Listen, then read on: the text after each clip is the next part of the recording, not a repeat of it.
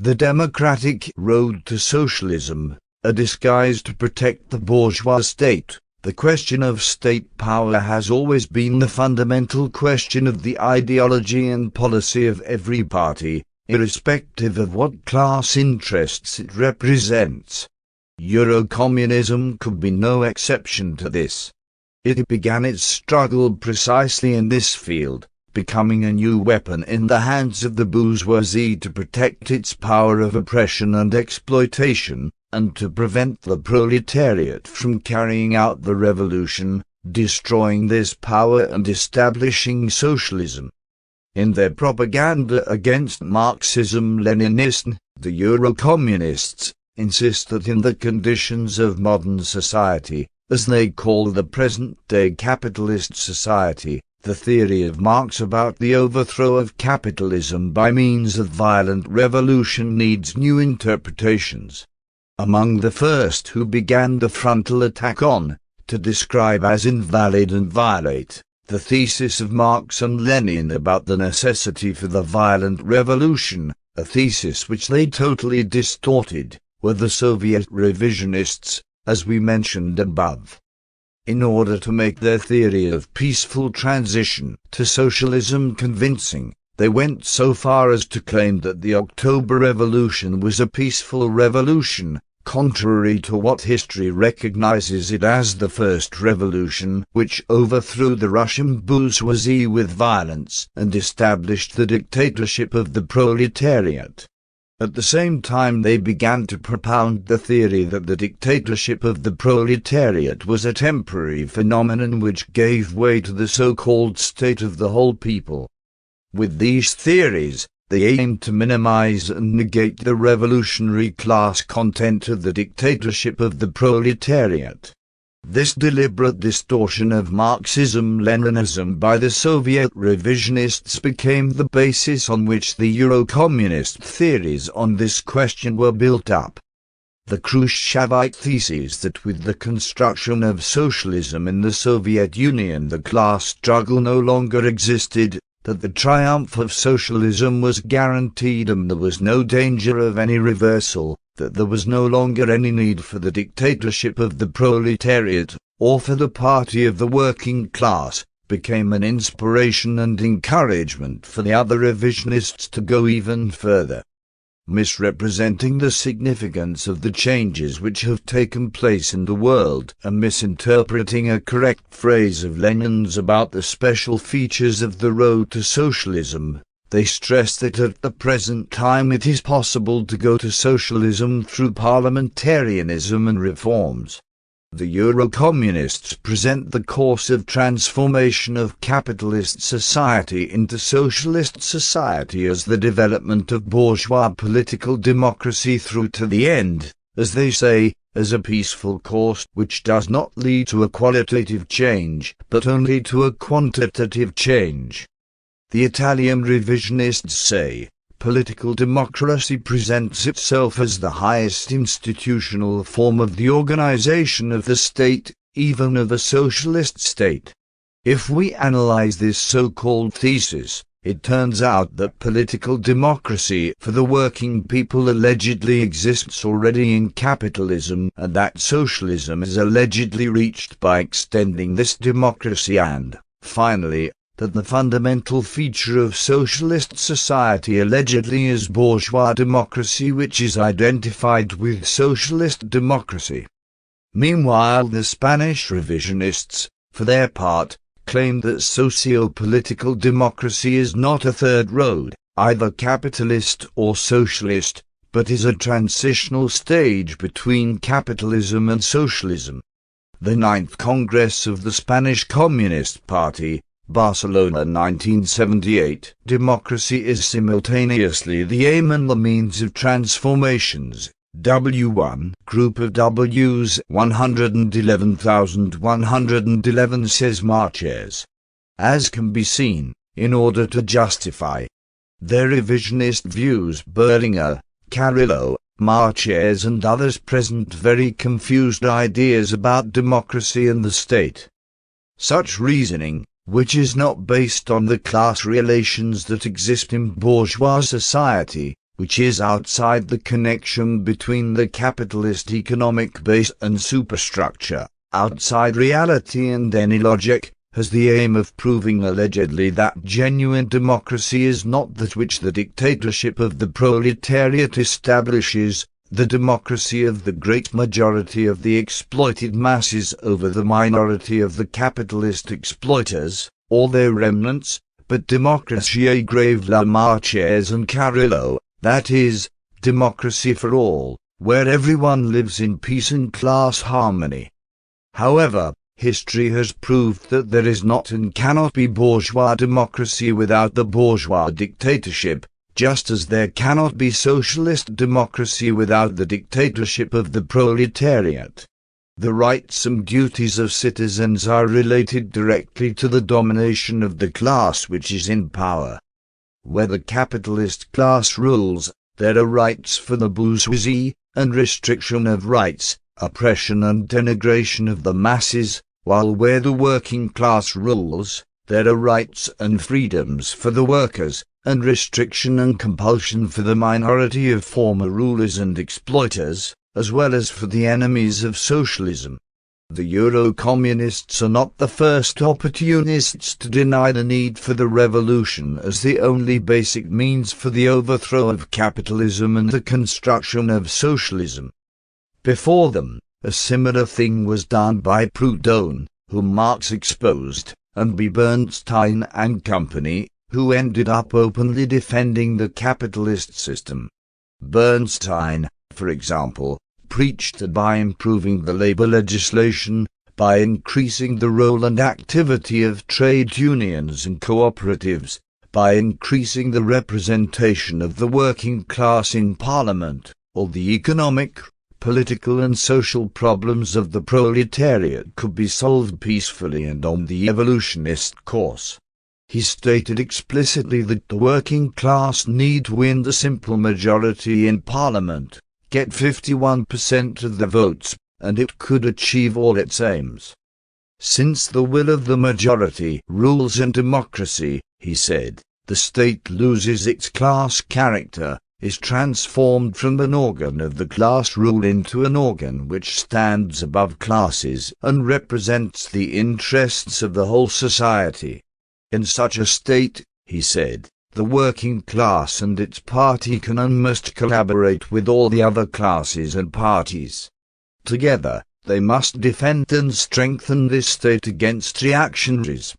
Bernstein preached that the road of the transformation of society was the road of partial and gradual reforms, the road of evolution, of the gradual integration of capitalism into socialism. Therefore, according to him, the party of the working class must be a party not of social revolution, but of social reforms. Lenin strongly criticized and pointed out the utter falsity of these views of Bernstein, which Kautsky and company took over later. The Great October Revolution gave the historic verdict in the great debate between the Marxists led by Lenin, who defended the idea of the revolution and the dictatorship of the proletariat, and the revisionist opportunists, who were partisans of the peaceful, reformist road, of pure democracy, etc. This revolution showed the proletariat and peoples of the world that the road to victory over imperialism and capitalism does not run through reforms and agreements with the bourgeoisie, but through violent revolution. Arguing in support of their opposition to the Marxist-Leninist theory on the revolution and the dictatorship of the proletariat, the Eurocommunists claimed that Marx himself allegedly only once mentioned this term. However, it is known that the idea of the dictatorship of the proletariat constitutes the fundamental question of the whole of Marx's doctrine on socialism.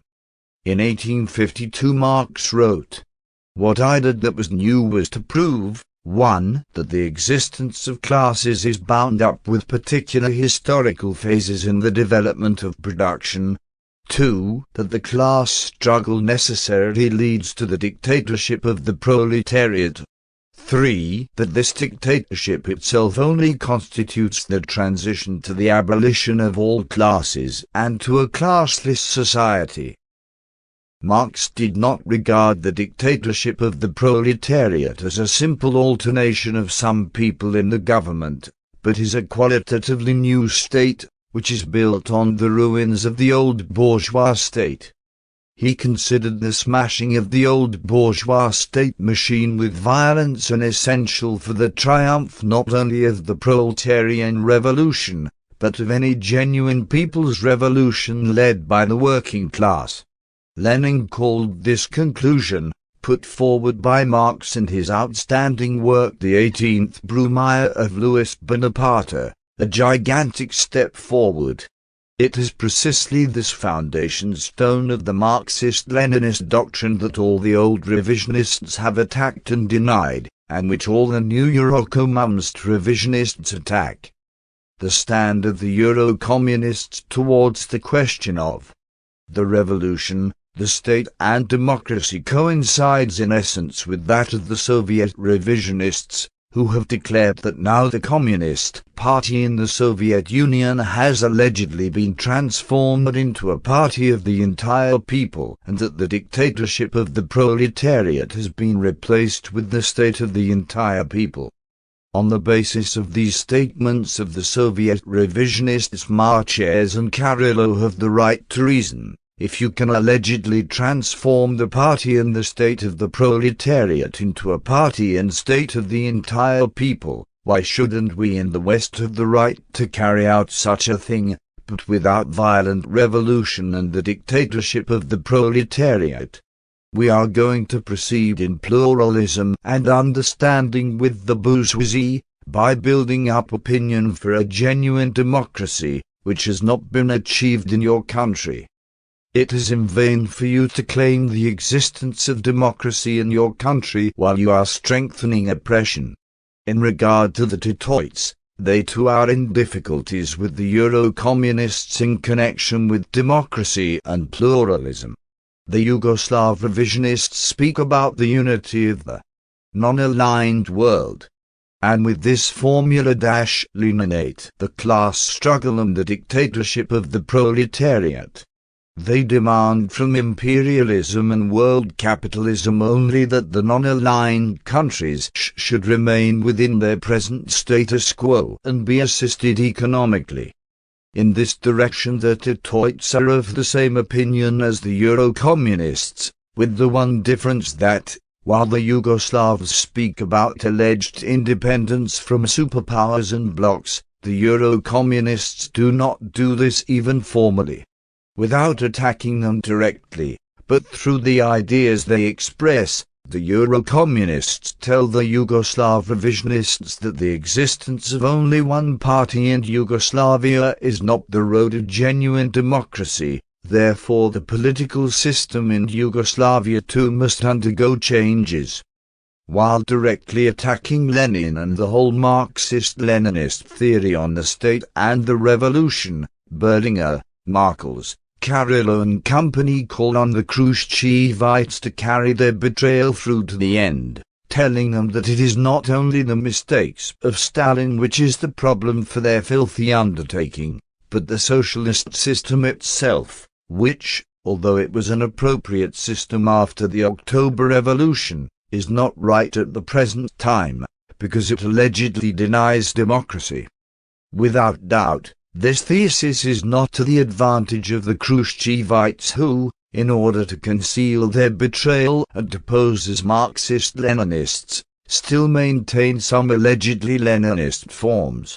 In order to retain this disguise, from time to time the Brezhnev group makes some feeble criticism of the disobedient parties and advises them that they must allegedly safeguard the class principles of Lenin on the road and the forms of transition to socialism. However, the revisionist parties of the Western countries do not fail to reply to Brezhnev that they are doing nothing more than what the Soviet revisionists have done, that they are acting according to their conditions, which allegedly dictate the peaceful road, the road of democratic reforms, political and ideological pluralism, etc., etc. Berlinger, Marches and Carrillo, who have gone further than Togliatti, tell the Soviets, isn't it you who have spoken about peaceful coexistence? Then, come on, let us create this coexistence and carry it through to the end. And with whom are we to peacefully coexist? With the opponents of communism, that is, with the capitalist bourgeoisie, American imperialism, etc. However, to achieve peaceful coexistence, they say first we must revise the dogmas in policy, in ideology, in the economy and in art, because the dogmas cannot be adapted to present-day society. Since the ideas of Marx, Engels, Lenin and Stalin on the dictatorship of the proletariat, the class struggle, and the seizure of power with violence are allegedly dogmas, then they are not suitable, either. Therefore power must be taken not through violence, but in the parliamentary way, through general elections, through the coming to power of the working class and removal of the bourgeoisie from power in democratic ways. For the sake of demagogy, and to throw dust in the eyes of the masses, the Eurocommunists mutter in an undertone that the third way, or democratic socialism, is not social democracy, because it has not carried society beyond the logic of capitalism. Nevertheless, they add immediately, we must unite with social democracy and the other political forces, and together with them must exert influence on the state apparatus of the capitalist bourgeoisie, through propaganda, reforms, the church, culture, etc., and not destroy it, as the classics of Marxism-Leninism say, so that gradually this state power will assume a truly democratic form, so that it will serve the whole of the society and create the conditions to build socialism in a peaceful way. In other words, they advocate the creation of a bastardized social order which will have nothing in common with scientific socialism. The theses of Togliatti and his supporters, the line of the Italian Communist Party, have become the ideal of all the Eurocommunist revisionists, to such an extent that they have aroused the envy of Carrillo and Marches. Georges Marches writes in El Humanité, in 1956 we were slow to draw lessons from what had occurred in the Soviet Union, and work out the French road to socialism, that is, as Togliatti did. When Marches or Carrillo say that the police are with the Italian Communist Party, and that in Rome they vote for this party, they are praising the efforts and achievements of Berlinger in the direction of collaboration with social democracy, the Christian Democrats, and the Socialists on public questions, and also in the administration of the affairs of the bourgeoisie.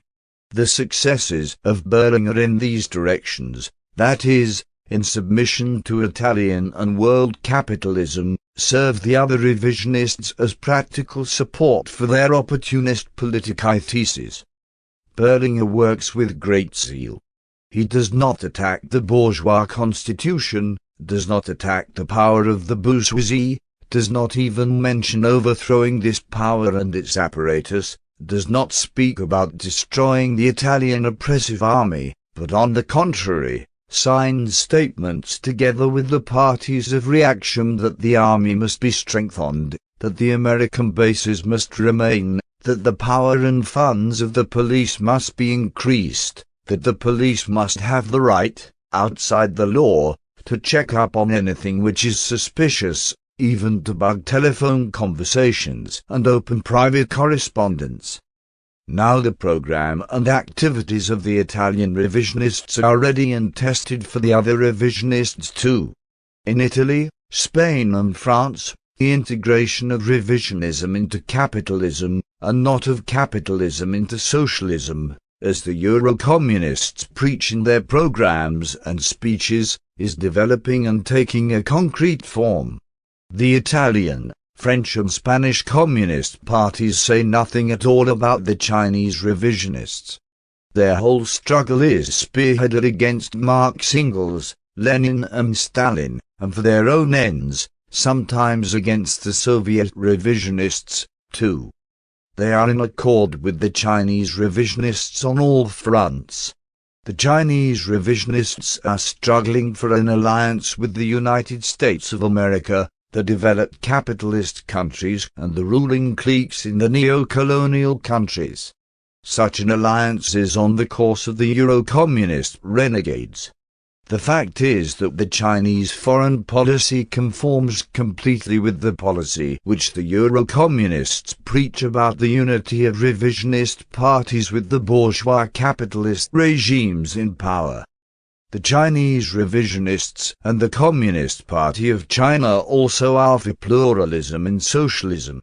In China, the parties of the bourgeoisie not only exist, but they participate in the state power and the leadership, together with the Communist Party, which cannot exist and run things without collaboration with them.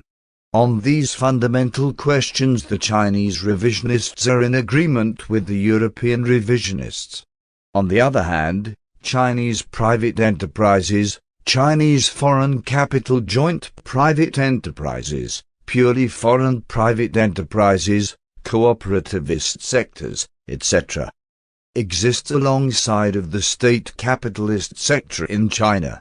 This conforms completely with the Third Road, with the socialism which the Eurocommunists propagate. Mao Zedong proclaimed his theory about the blossoming of 100 flowers and contention of 100 schools. What does this mean? This means that all idealist, social democratic, republican, religious and other ideas are permitted and develop in China. Let all the schools contend. This is dialectical, says Mao Zedong. But since pluralism allegedly becomes dialectical, a thing which the Eurocommunists preach, too, then it must be possible to go to socialism together and in unity with the bourgeoisie and its parties in peace and peaceful competition. When bourgeois parties exist and take part in the leadership in China, along with the Communist Party, then the state cannot be the dictatorship of the proletariat, but must be a hybrid organism, which is a state of the dictatorship of the proletariat only in words, while in reality it is a bourgeois democracy. The Chinese practice responds to the line of the Eurocommunists and serves as a confirmation of how the transition to socialism can be carried out without revolution and the dictatorship of the proletariat. Someone may say, but China went to socialism through the revolution, China has a dictatorship of the proletariat, etc. This is not true. The truth is that China fought against the Japanese occupiers and the Kuomintang, but the dictatorship of the proletariat was never established and socialism was never built there. The state power in China was called the dictatorship of the proletariat, but its content was different, and now we are seeing that the disguises which the Communist Party of China and the Chinese state had put on are falling off one after the other. Following the death of Mao Zedong, who was an eclectic, and of Zhou Enlai, who was a bourgeois democrat, we see that China is revealing its true features, emerging as a bourgeois republic and an imperialist state. In regard to the contradictions the Eurocommunists have with the Soviet revisionists over the character of the state in socialism, these are not in the least of a principled nature. They attack the revisionist Soviet state, presenting it as a distortion which, as they put it, neither Marx nor Engels would approve, and indeed, even Lenin would not consider many things right. But this is a vulgar speculation. The present Soviet state is not a socialist state. It has been transformed into a dictatorship of the revisionist bourgeoisie which oppresses and exploits the working masses. With this speculation, the Eurocommunists want to prove that their pluralist line is the only scientific Marxist line, the only line suitable for the construction of true socialism. According to them, this line is a dialectical consequence of the materialist development of history, which allegedly Marx and Engels did not foresee and which allegedly Lenin did not foresee either. However, it has been allegedly discovered by Berlinger, Marches, Carrillo and the other revisionists of Western Europe who are beating their breasts and saying, "It is we who envisage the genuine transformation of society and who analyze the phenomena of the present-day world to their roots." In fact, they are opposed to any kind of revolutionary transformation. They want to preserve the present-day bourgeois consumer society, to preserve the domination of capitalism and the exploitation of the working people. This is their ideal and their aim. For this they are working and struggling. All the rest is just propaganda, demagogy, deception, means which the bourgeoisie uses to fight socialism and the revolution.